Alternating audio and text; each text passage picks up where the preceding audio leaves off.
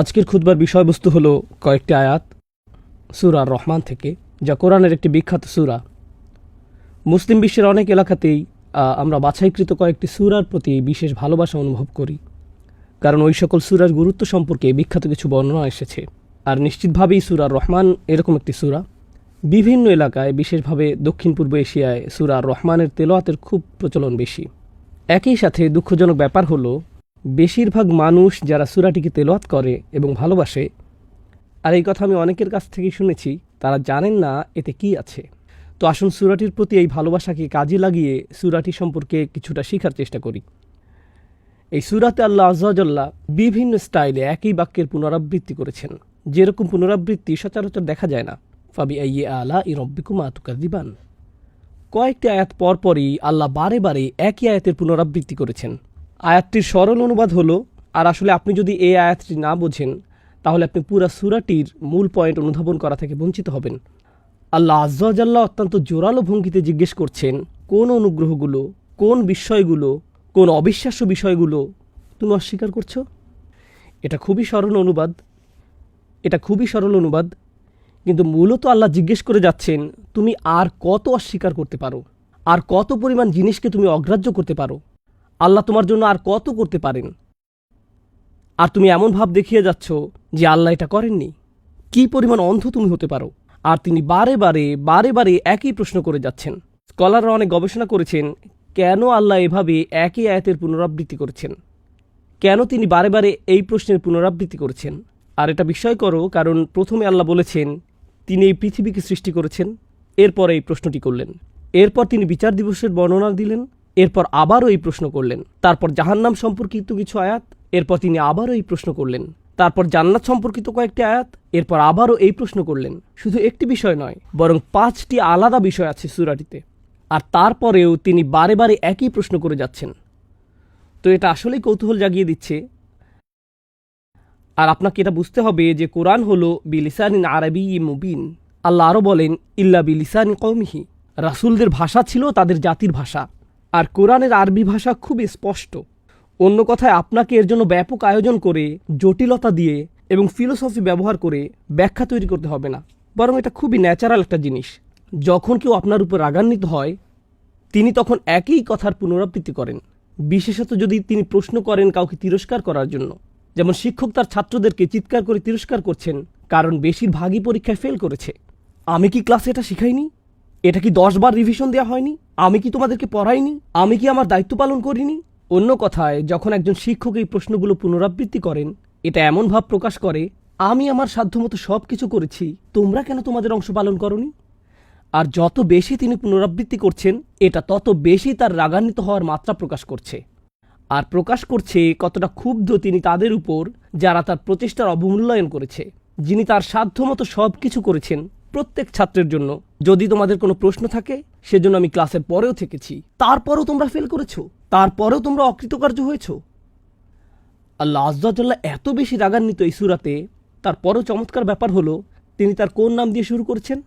আর রহমান। আর রহমান, কারণ তিনি যদি আর রহমান না হতেন, তাহলে যে কেউ তাকে এতটা রাগান্বিত করার পর তার অস্তিত্বই আর খুঁজে পাওয়া যেত না, সে ইতিমধ্যেই আল্লাহর শাস্তির মধ্যে থাকত। তো সূরাটির মূল পয়েন্ট হলো, আমি এবং আপনি, অন্য কথায় গোটা মানবজাতি আল্লাহকে অত্যন্ত রাগান্বিত করেছে। আল্লাহ মানবজাতির উপর অত্যন্ত অসন্তুষ্ট। আর একমাত্র কারণ যে জন্য আল্লাহ তাদের প্রাপ্য শাস্তি দিচ্ছেন না, কারণ তিনি আর রহমান।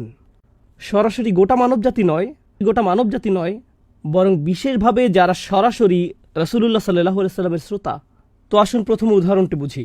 যদিও এই আয়াতগুলো আজকে আপনাদের সাথে শেয়ার করতে চাইছি না, কিন্তু এর মাধ্যমে আমি প্রেক্ষাপট তৈরি করতে চাই সেই আয়াতগুলোর জন্য যা আজকের আলোচ্য বিষয়। এবং অনেকের মতে ততদিনে কোরআন নাজিলের প্রায় 1 দশক পার হয়ে গেছে। 10 বছর ধরে রাসূলুল্লাহ সাল্লাল্লাহু আলাইহি ওয়াসাল্লাম মক্কার মানুষের কাছে কোরআন পাঠ করেছেন, আর তারপর এসেছে সূরা আর রহমান। তো মক্কি যুগের দীর্ঘ সময় পার হয়ে যাওয়ার পর এই সূরা নাজিল হয়। আশা করি আপনারা অনুধাবন করবেন যা ঘটেছিল। ওমা আরসালনাকা ইল্লা রাহমাতাল লিল আলামিন। আল্লাহ তার রাসূলকে এটা ছাড়া অন্য কোনো কারণে পাঠাননি যে রাসূল হবেন সকল জাতি এবং সকল মানুষের প্রতি ভালোবাসাপূর্ণ। হুয়াল্লাযী বাআসা ফিল উম্মিয়িনা রাসূলা। নিরক্ষরদের মাঝে, এই আরবদের মাঝে যাদের কোনো সভ্যতা ছিল না, তাদের বিশাল কোনো স্থাপত্য ছিল না, তাদের বিশাল কোনো সেনাবাহিনী ছিল না, তাদের বড় কোনো অর্জন ছিল না, পৃথিবীর বিবেচনায় তাদের কোনো স্থান ছিল না। আর আল্লাহ সিদ্ধান্ত নিলেন তার সর্বশ্রেষ্ঠ রাসূলকে তাদের মাঝে পাঠাতে। প্রসঙ্গক্রমে পৃথিবীর উন্নতির দিক থেকে হয়তো তারা বড় কিছু না, তাহলে হয়তো তারা আধ্যাত্মিক দিক থেকে ভালো ছিল, হয়তো তারা আল্লাহর ইবাদত করত, অথবা ইবাদতে তাদের একনিষ্ঠতা প্রমাণ করেছিল, কিন্তু না, তারা শিরকেও লিপ্ত ছিল। তো পার্থিব দিক থেকে তারা ছিল সবচেয়ে পিছিয়ে এবং আধ্যাত্মিক দিক থেকেও তারা ছিল সবচেয়ে পিছিয়ে। আর সবচেয়ে পিছিয়ে থাকা পরের কথা, ভারত, চীন অথবা অন্যান্য জায়গায় আপনি পাবেন হিন্দু মন্দির, বৌদ্ধ মন্দির, এই জাতীয় জিনিস। এখানে আপনি পেলেন আল্লাহর ঘর, যা বানিয়েছিলেন ইব্রাহিম আলাইহিসসালাম। ঘরটি পরিণত হলো মন্দিরে। এটা অন্য এলাকায় করা শিরকের চেয়েও অনেক বেশি মারাত্মক অপরাধ। অন্য এলাকায় তারা মূর্তি পূজা করার জন্যই মন্দির নির্মাণ করত, কিন্তু কুরাইশরা আসলে এমন একটা স্থান থেকে শুরু করেছে যা ছিল পবিত্র, তারপর এই স্থানকে কলুষিত করেছে। এমনকি রোমান সাম্রাজ্য তাদের এলাকা দখল করতে আগ্রহী ছিল না, কারণ মরুভূমিতে আক্রমণ করে তারা কি পাবে? কিছুই না। পারস্য সাম্রাজ্য তাদেরকে আক্রমণ করতে চাইতো না। বাইরের কোনো হস্তক্ষেপ ছাড়াই তারা তাদের জীবনযাত্রা অতিবাহিত করছিল। পশুপালন, বেদুইন হয়ে মরুভূমিতে ঘুরে বেড়ানো, এতটুকুতে সীমাবদ্ধ। আর এই লোকগুলোর কাছেই আল্লাহ তার সবচেয়ে সেরা রাসূলকে প্রেরণ করার সিদ্ধান্ত নিলেন, সাল্লাল্লাহু আলাইহি সাল্লাম, যাকে প্রেরণ করা হয়েছে গোটা মানব জাতির আদর্শ হিসেবে। আর তিনি দিয়েছেন সর্বশ্রেষ্ঠ আসমানি কিতাব আল কোরআন এই লোকগুলোর মাঝে। আর তিনি সিদ্ধান্ত নিলেন সম্পূর্ণ কিতাবটি একেবারে দিবেন না, বরং প্রথমত তিনি এটা দিবেন তাদের নিজের ভাষাতে, এমন ব্যক্তির কাছে যিনি তাদের মধ্যে সম্মানিত, যাতে তারা শুনতে আগ্রহী হয়। এর উপরে তিনি এটা দিবেন অল্প অল্প অল্প করে, যথাযথ সময় অনুযায়ী, যাতে তারা সহজেই শিখতে পারে। ভালো শিক্ষা ব্যবস্থায় আপনার প্রয়োজন ভালো শিক্ষক, আপনার প্রয়োজন ভালো পাঠ্যসূচি, রাইট? আর আপনার প্রয়োজন এমন শিক্ষা যাতে শিক্ষক আপনার অবস্থার সাথে মিলিয়ে শিক্ষা দিতে পারেন। এই সবগুলোই কুরাইশদের সাথে পারফেক্টভাবে মিলে যায়। এর চেয়ে ভালো শিক্ষক আপনি পাবেন না। ইন্নামা বুইসতু মুআল্লিমান, আমাকে পাঠানো হয়েছে শিক্ষক হিসেবে। তারপরে যত শিক্ষক এসেছে তারা সকলে তার শিক্ষা পদ্ধতি দ্বারা অনুপ্রাণিত। আপনি আল্লাহর বাণীর চেয়ে ভালো পাঠ্যসূচি পাবেন না। এর চেয়ে ভালো কোনো কিছু নেই যা আপনার প্রয়োজন পূরণ করতে পারে, কারণ তিনিই আপনাকে সৃষ্টি করেছেন, তিনিই আপনার জন্য এই ইনস্ট্রাকশন পাঠিয়েছেন। আলা ইয়ালামু মান খালাক। তো সারা পৃথিবীর মধ্যে তাদের হওয়া উচিত ছিল সবচেয়ে কৃতজ্ঞ, কারণ এই কোরআন তাদের কাছে এসেছে, এই উপহার তাদের কাছে এসেছে। আর এই 10 বছর ধরে তারা কি করেছে? তারা এই নবীর সাথে উপহাস করেছে, এমনকি তাকে তারা নির্যাতন করতে, আঘাত করতে চেয়েছিল।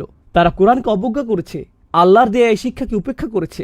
আর এ কারণেই আল্লাহর নবীর সাথে যেহেতু তারা এমন করলো, আল্লাহর কিতাবের সাথে যেহেতু তারা এমন করলো, আল্লাহর অধিকার আছে শাস্তি প্রদান করার। এমন নয় যে তিনি আগে কাউকে শাস্তি দেননি, কিন্তু তিনি তাদের সাথে এরকম করলেন না। তারপর তারা বলল, তুমি আমাদের বলেই যাচ্ছ নুহের জাতি বন্যায় ধ্বংস হয়েছিল, লুতের জাতির উপর আকাশ থেকে আগুন বৃষ্টি হয়েছিল, অমুক জাতিকে প্রবল বাতাস এসে ধ্বংস করেছে, অমুক জাতির মধ্যে ভূমিকম্প হয়েছে, তাহলে আমাদেরকে শাস্তি দিচ্ছ না কেন? আমরা তোমাকে এই বিষয়ে বলতে শুনেছি বহু বছর ধরে, আমরা বারবার এই গল্পগুলো শুনে যাচ্ছি, নিয়ে আসো দেখি। ইস্তাজিলুনাকা বিল আযাব, কুরআনে এমনটাই উল্লেখ করা আছে। তারা বলছে দ্রুত করো, নিয়ে আসো, তাড়াতাড়ি আযাব আনো, তাড়াতাড়ি নিয়ে আসো, প্রক্রিয়াটাকে ত্বরান্বিত করো। আর এর জবাবে আল্লাহ বলছেন, আর রহমান, তোমরা আমাকে যথেষ্ট রাগান্বিত করেছ, তোমরা শাস্তির যোগ্য, কিন্তু আমি হব আর রহমান তোমাদের জন্য। আমি তোমাদের সাথে কথা বলবো ভিন্নভাবে। এটাই আল্লাহর করুণা। এজন্য এটা শেষ আসমানি কিতাব মুসলিমদেরকে বুঝতে হবে। যখন আগের জাতিগুলো আল্লাহকে অস্বীকার করেছে, তিনি তাদেরকে ধ্বংস করে দিয়েছেন, এই পৃথিবীর বুক থেকে তাদেরকে মুছে দিয়েছেন। কিন্তু এবার আল্লাহ করুণা দেখিয়েছেন, যা তিনি আগের সকল নবীর ইতিহাসে কখনো দেখাননি। রাসূলুল্লাহ সাল্লাল্লাহু আলাইহি সাল্লামকে পাঠানোর মাধ্যমে, আগের সকল গ্রন্থের মধ্যে সবচেয়ে বেশি দয়ায় পরিপূর্ণ গ্রন্থটি পাঠানোর মাধ্যমে।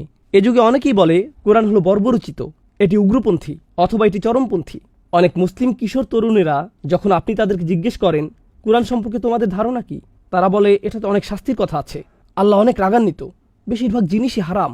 এই ধারণাই তাদের মাথায়, এই ধারণাই আমরা আমাদের শিশুদের মাথায় দিয়েছি। কিন্তু এই কোরআন এসেছে আগের সকল কিতাবের চেয়ে বেশি দয়াশীলতা নিয়ে। তো আমি চেয়েছি এই প্রেক্ষাপটটি তৈরি করতে। সূরা আর রহমান আসলে কি করেছে? এই লোকদের চেয়ে বেশি আল্লাহ থেকে দূরে যাওয়া সম্ভব নয়, এটাই হলো পয়েন্ট। সূরাটি নাজিল হলো আর এর শ্রোতা হলো এমন মানুষেরা যারা ধার্মিক নয়, ধর্ম নিয়ে যাদের কোনো আগ্রহ নেই, রাসূলকে নিয়ে তাদের কোনো আগ্রহ নেই। এর উপরে তারা ধর্মকে নিয়ে হাসি ঠাট্টা করে, তাদের চেয়ে বেশি আল্লাহ থেকে দূরে যাওয়া সম্ভব নয়। এই লোকদের উদ্দেশ্যেই আল্লাহ বলছেন এই সূরাতে। আর আমি বিশেষভাবে এটা উল্লেখ করতে চেয়েছি, কারণ সূরাটি যদি তাদের জন্য প্রযোজ্য হয়, এটি তাদের চেয়ে ভালো যে কারোর জন্যও প্রযোজ্য হবে। অন্য কথায়, যদি সূরাটি বলে খারাপের মধ্যে খারাপদের ব্যাপারে, তাহলে নিশ্চিতভাবে এটা তাদের জন্যও যারা এর চেয়ে ভালো, যেমন আমি, আপনি, এই খুতপাতে যারা এসেছেন তাদের মধ্যে কেউ। অন্ততপক্ষে আমি জুমার নামাজে এসেছি, এর চেয়ে বেশি ভালো কিছু হয়তো আমি করি না। জানতে আসবেন না আমি 31st নাইটে কি করি, সেই বিষয়ে কথা না বলি, কিন্তু অন্ততপক্ষে আমি তো এখানে এসেছি। তো আমাদের মধ্যেও এমন অনেকেই আছেন যারা কখনো কখনো ভুল করেন, যারা আল্লাহ থেকে দূরে চলে যান, যারা অনেক দূরে চলে যান। আর আল্লাহ সকলের সাথেই কথা বলেছেন। আপনি হয়তো মনে করতে পারেন কুরআন শুধু ভালো মানুষদের সাথেই কথা বলে, অথবা কুরআন খারাপ লোকদের জন্য অনেক কঠোর। এটা তেমন নয়। আল্লাহ গভীর প্রজ্ঞা সহকারে ভালোবাসা ভরে আহ্বান করছেন। আর আল্লাহর এমনই একটা আহ্বান এখন আমি আপনাদের সাথে শেয়ার করব। ইয়াস আলুহু ও তার আগে কুল্লু মান আলাইহা ফান, এই পৃথিবীর উপর প্রত্যেকেই বিলীন হয়ে যাবে। প্রত্যেকে এই পৃথিবীর উপর, সে যেই হোক, হয়ে যাবে ফান। আরবিতে ফান এসেছে ফানা থেকে। ফানা অর্থ শুধু আপনি মারা যাবেন তা নয়, আসলে এর অর্থ হলো কেউ আপনাকে মনে রাখবে না। হয়তো এমন সময় আসবে যে মানুষ জানবে না একটা কবর আছে আর কবরের নিচে আপনি আছেন। যেখানে এখন আমরা বসে আছি, আমরা জানি না কে এখানে ছিল 1000 বছর আগে। আমরা জানি না। আমরা জানি না কে এখানে ছিল 2000 বছর আগে।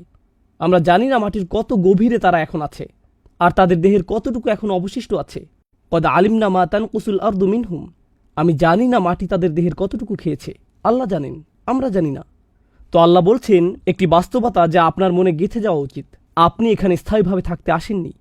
জানেন আমাদের জীবনে কি হয়?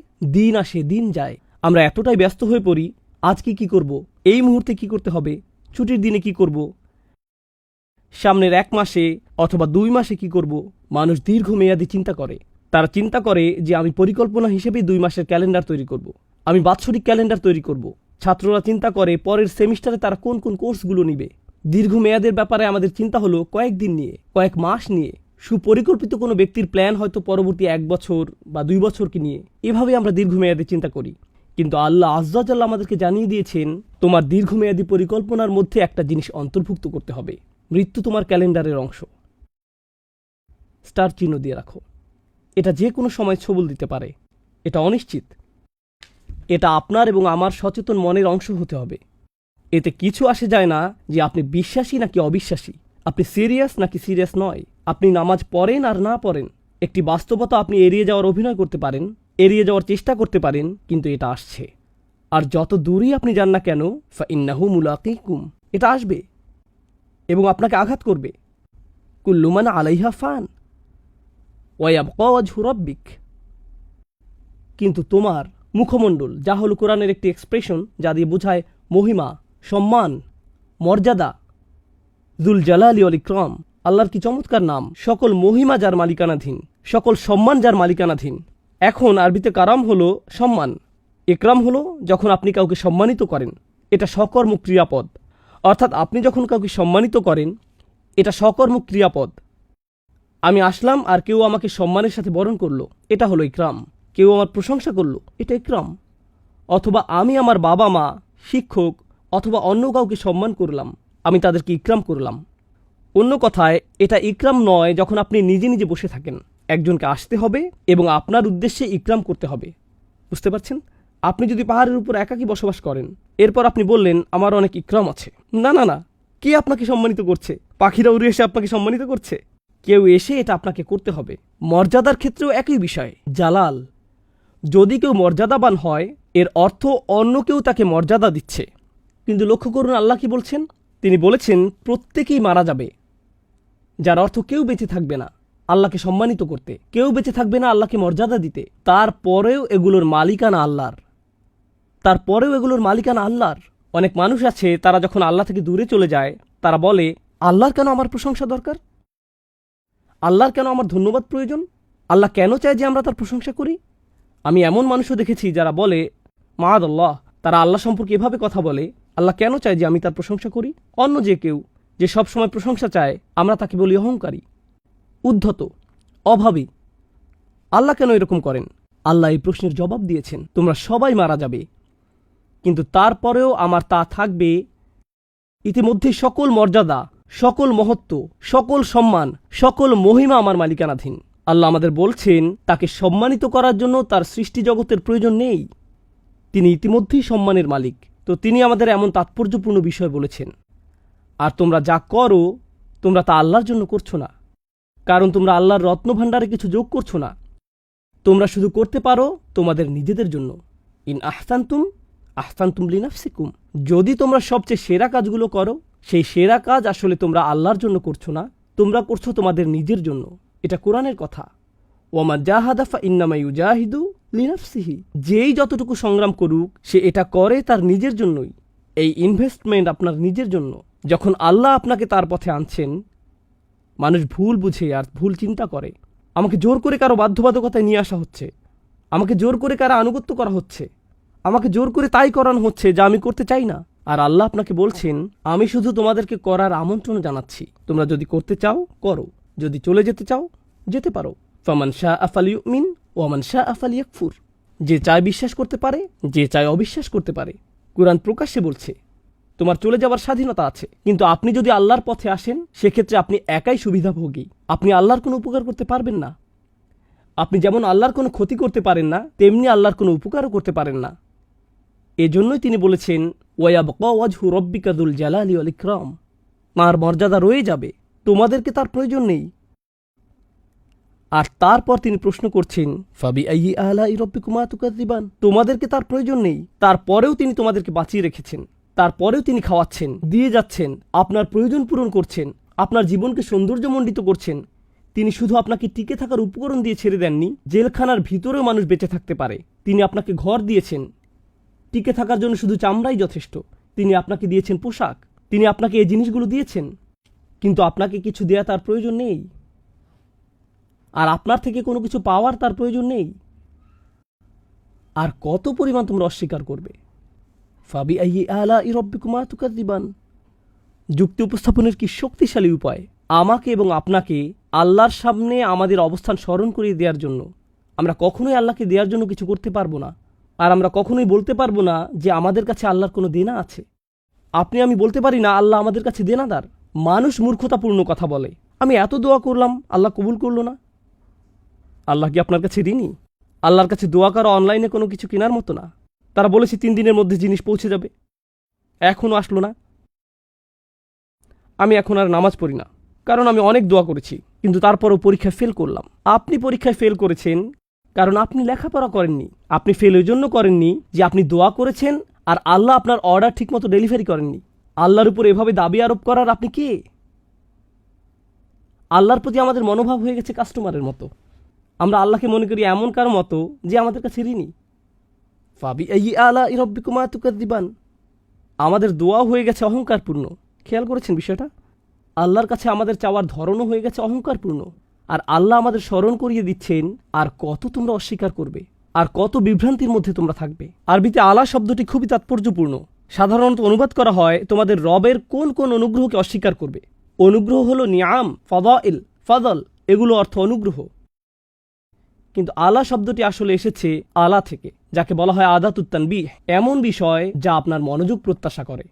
আল্লাহ বলেছেন তোমার চারপাশে আমি এত এত চমৎকার জিনিস তৈরি করে রেখেছি, সব কিছু তোমার মনোযোগ প্রত্যাশা করে, সবগুলো জিনিস তোমার দিকে চিৎকার করছে, দেখো আল্লাহ তোমার জন্য কি তৈরি করেছেন, আর আপনি মনোযোগ দিচ্ছেন না, আপনি অমনোযোগী। প্রত্যেকবার আমরা যখন গাড়িতে উঠে গাড়ি স্টার্ট দেই তখন গাড়িটি কে চালু করে? প্রত্যেকবার যখন আপনি পা দিয়ে ব্রেক চাপ দেন কারণ সামনে ট্রাফিক পুলিশ, কে ব্রেকটি কাজ করায়? BMW এটা করে না, আপনার নতুন ব্রেক প্যাডও এটা করে না। এটা আল্লাহ যিনি গাড়িটিকে থামান। ইউরসিলু আলাইকুম হাফাজা, তিনি তোমাদের জন্য প্রতিরক্ষাকারী ফেরেশতা পাঠান, সব সময় আপনাকে নিরাপত্তা দেওয়ার জন্য। আমাদের প্রত্যেকের চারপাশে ফেরেশতাদের নিরাপত্তা বেষ্টনী থাকে, যাদেরকে আল্লাহ নিয়োজিত করেছেন। এভাবেই আল্লাহ আমাদের উপর অনুগ্রহ করেন। ফাবি আইয়ি আলাই রব্বিকুমা তুকাযযিবান। আমার এক বন্ধু একবার এখান থেকে নিউ অরলিন্সে সড়ক পথে যাচ্ছিল, আর তার গাড়ির চাকার 3টি বা 4টি স্ক্রু খুলে গিয়েছিল। যখন সে হাইওয়েতে 80 স্পিডে গাড়ি চালাচ্ছিল, যে কোনো সময় টায়ার খুলে আসতে পারত। 3টা অথবা 4টা স্ক্রু খুলে গিয়েছিল, আর তার এই সম্পর্কে কোনো ধারণা ছিল না। আর এভাবেই সে ওইখানে পৌঁছল। এরপর যখন গাড়ি পার্ক করলো তখন চাকাটা খুলে পড়ল। তখনই চাকাটা খুলে পড়ল। যখন এটা ঘটল, আল্লাহ আমাকে রক্ষা করেছেন। কিন্তু আপনি জানেন কে স্ক্রুগুলো লাগিয়ে রাখেন আমাদের জন্য?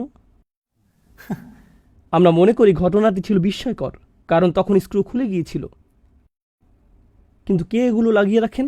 আমরা কত দূরে চলে যাই, অথচ আল্লাহ আমাদের কত নিকটে। আর এজন্যই আল্লাহ আজ্জা ওয়া জাল্লা পরের আয়াতে বলছেন, এটাই আজকের খুতবার আয়াত যা আমি আপনাদের সাথে শেয়ার করতে চেয়েছিলাম। ইয়াসআলুহু মান ফিস সামাওয়াতি ওয়াল আরদ কুল্লা ইয়াউমিন হুয়া ফি শাআন। আকাশ এবং পৃথিবীর প্রত্যেকেই তার কাছে চাইছে। আকাশ এবং পৃথিবীর প্রত্যেকেই তার কাছে চাইছে। আসুন প্রথমে এই অংশটা বুঝি। আরবি ভাষায় সুআল বা চাওয়া দুই ধরনের। এটি আলোচনার আগে এই আয়াত নিয়ে যে কনফিউশন আছে তা বলে নেই। আল্লাহ বলেছেন প্রত্যেকেই তার কাছে চাইছে। ফেরেশতারা তার কাছে চায়, পশু পাখিরা তার কাছে চায়, আমরা তার কাছে চাই। কিন্তু কেউ এসে বলল, আমি একজন নাস্তিককে চিনি, সে আল্লাহর কাছে কিছু চায় না। আমার একজন বন্ধু আছে যে ধার্মিক নয়, কখনো আল্লাহর কাছে কিছু চায় না। আমার ফিলোসফি প্রফেসর কখনো আল্লাহর কাছে কিছুই চায় না। তাহলে কিভাবে সবাই তার কাছে চাইছে? এজন্যই আপনাকে বুঝতে হবে আরবিতে চাওয়া শব্দটির দুটি অর্থ রয়েছে। একটি হলো সচেতনভাবে চাওয়া, অন্যটি হলো প্রয়োজন। অন্যটি প্রয়োজন। ওয়া আম্মা সাইলা ফালা তানহার। যে চায় তাকে অবজ্ঞা করো না। এর অর্থ এটাও, যার প্রয়োজন আছে তাকে অবজ্ঞা করো না। এমন অনেক মানুষ আছে যারা অভাবী, কিন্তু তারা চায় না, কাকুতি মিনতি করে না। আর তারা না চাইলেও তাদেরকে আপনার দিতে হবে। আয়াতের অর্থ হলো আকাশের সব কিছু এবং পৃথিবীর সব কিছুরই প্রয়োজন রয়েছে, আর তারা সেই প্রয়োজন পূরণে আল্লাহর মুখাপেক্ষী। একজন অবিশ্বাসী, একজন বিদ্রোহী মুসলিম, অথবা এরকম কেউ যে জানে যে সে খারাপ কাজ করছে যা তাদের করা উচিত না, আল্লাহ তাদেরকেও দিতেই থাকেন, দিতেই থাকেন, আর দিতেই থাকেন। আপনাদের ভিতর যিনি 5 ওয়াক্ত নামাজ পড়েন, আর যিনি মোটেই নামাজ পড়েন না, আর যিনি এই বছর আজকেই প্রথম জুমার খুতবা এসেছেন, আপনাদের সবাইকে আল্লাহ দেন। আপনাদের মধ্যে এমন কেউ নেই যাকে আল্লাহ দেন না। আমাদের সবার ফুসফুসি আল্লাহ বাতাস দিয়ে পরিপূর্ণ করে দেন। আমাদের সবার হৃৎপিণ্ডই আল্লাহ সচল রেখেছেন। আমার হৃৎপিণ্ড যেটি বিট দিচ্ছে, পরবর্তী বিট দেওয়ার আগে এটি আল্লাহর কাছে দোয়া করে, ইয়া আল্লাহ, আমি কি আরেকটি বিট দিতে পারি? তিনি এটাকে অনুমতি দিচ্ছেন। এই হৃৎপিণ্ডের অনুমতি প্রয়োজন। আমার শরীরের প্রতিটি ধমনীর অনুমতি প্রয়োজন। এর প্রয়োজন আল্লাহর অনুমতি। আর আল্লাহর অনুমতি ছাড়া মা তাসকুতু মিন ওয়ারাকাতিন, গাছের একটি পাতাও পড়বে না, যতক্ষণ পর্যন্ত না তিনি অনুমতি দেন। আমার শরীরের একটি কোষও নড়বে না তার অনুমতি ছাড়া। আমি আল্লাহর বিদ্রোহ করতে পারি। আল্লাহ আমার আত্মাকে সুযোগ দিয়েছেন আল্লাহকে ভুলে যাবার, যা খুশি তা করার, যা খুশি তা বলার, যেভাবে খুশি টাকা উপার্জন করার, যেমন খুশি রিলেশন করার, শুক্রবার রাত যেমন খুশি কাটানোর, শুক্রবার দিনে আলহামদুলিল্লাহ, আল্লাহ যেমনটি চান আপনি তেমনটি কাটিয়েছেন। শুক্রবার রাতটি এবার শয়তানকে দিয়ে দেন। ছুটির সময়টাকে পরিপূর্ণ করেছেন, দুই দিক সমান করেছেন। কিন্তু আল্লাহ বজ্রপাত দিয়ে শাস্তি দিচ্ছেন না। আল্লাহ আপনাকে টেনে হিঁচড়ে মসজিদে নিয়ে আসছেন না। তিনি পারতেন যদি তিনি চাইতেন। তিনি আগেও অনেক জাতিকে সোজা করেছেন। তিনি আপনার এবং আমার সাথে তেমনটি করছেন না। কোন হাত যখন চুরি করে এটি প্যারালাইজড হয়ে যাচ্ছে না। কেউ যখন ব্যভিচার করছে তখন তার হার্ট অ্যাটাক হচ্ছে না। যখন কেউ হারাম খাচ্ছে সে স্টমাক ক্যান্সারে আক্রান্ত হচ্ছে না। আল্লাহ তেমনটি করছেন না। তারা খেয়েই যাচ্ছে আর তারা হাসি আনন্দ করছে। তাদের প্রত্যেকেরই প্রয়োজন রয়েছে। ইয়াসআলুহু মান ফিস সামাওয়াতি ওয়াল আরদ। তারপর তিনি আপনাকে এবং আমাকে বলছেন, কুল্লা ইয়াউমিন হুয়া ফি শান। প্রত্যেকটা মুহূর্ত, প্রত্যেকটা দিন। ইয়ম শব্দটি এখানে মুস্তলাহ লি জামিয়াইল আওকাত। এটা এরকম সব সময়, প্রতিটি সেকেন্ডে, প্রতিটি দিন, সব সময় তিনি এমন কিছুতে ব্যস্ত যা শুধুমাত্র তিনিই করতে পারেন। আর এটি আসলে সতর্কবাণী না, এটি আসলে সুন্দর একটি জিনিস যা দিয়ে আমি আলোচনা শেষ করতে চাই। ইয়াসআলুহু মান ফিস সামাওয়াতি ওয়াল আরদ কুল্লা ইয়াউমিন হুয়া ফি শান। ভাবুন তো, আমি একজন শিক্ষক। ধরুন আমি পড়াচ্ছি 50 জন ছাত্রকে। তাদের একজন আমাকে একটা প্রশ্ন করলো, তাদের একজনের এক্সট্রা হেল্প প্রয়োজন। একজন বলল তার একটা সমস্যা আছে, একজন বলল তার একটা কনফিউশন আছে। আমি একজনকে দিলাম 5 মিনিট, আরেকজনকে দিলাম 5 মিনিট, আরেকজনকে 5 মিনিট। আমি যদি তাদের সবাইকে 5 মিনিট করে দেই, যোগ করলে হয় 250 মিনিট। ততক্ষণ আমি শেষ। আমি পারবো না তাদের সকলকে এক্সট্রা সময় দিতে। যদি আমি দেইও, যদি আমি প্রত্যেককে 5 মিনিট করে দেই, তারা সবাই অভিযোগ করবে আমি মাত্র 5 মিনিট সময় পেয়েছি। আমি তাদের সবার অনুরোধের খেয়াল রাখতে পারি না। আমি তাদের সবার প্রশ্নেরও জবাব দিতে পারি না। তাদের কোনো কোনো প্রশ্ন আমার ক্ষমতার বাইরে। তাদের কোনো কোনো অনুরোধ অথবা প্রয়োজন আমি পূরণ করতে পারি না। কেউ এসে বলতে পারে, আমি আপনার কাছে 3 ঘন্টা সময় চাই। আমি বলবো, সরি, আমার কাছে আপনাকে দেওয়ার মতো 3 ঘন্টা সময় নেই। যদি দিতে পারতাম ভালো হতো। যখন অনেকে আপনার কাছ থেকে দাবি করে, আপনি আসলে এটা তখন বুঝতে পারবেন যখন অনেক বেশি মানুষ আপনার কাছে চায়। জানেন মানুষের কি হয় এই অবস্থায়? মাথা জ্যাম হয়ে যায়। আমার ব্রেক প্রয়োজন, আমার ছুটি দরকার, আমি আর পারছি না। যেমন ঈদ সিজনে দোকানের ম্যানেজারদের অবস্থা। এমন অবস্থা হয় যে সে কারোর সাথে কথা বলতে চায় না। মানুষ ভেঙে পড়ে যখন আপনি তাকে অনুরোধ করতে থাকেন আর চাইতেই থাকেন। ঘরের কর্তাও প্রায় ধৈর্য হারাতে পারেন, কারণ তার কাছে সব সময় চাহিদা আসতেই থাকে সব দিক থেকে। তিনি প্রেশারের মধ্যে থাকেন। আর এই ধরনের অবস্থায় কারো কথা শোনা হবে, কাউকে শোনা হবে না। যারা বেশি গুরুত্বপূর্ণ তাদের কথা শোনা হবে, যারা কম গুরুত্বপূর্ণ তাদের কথা শোনা হবে না।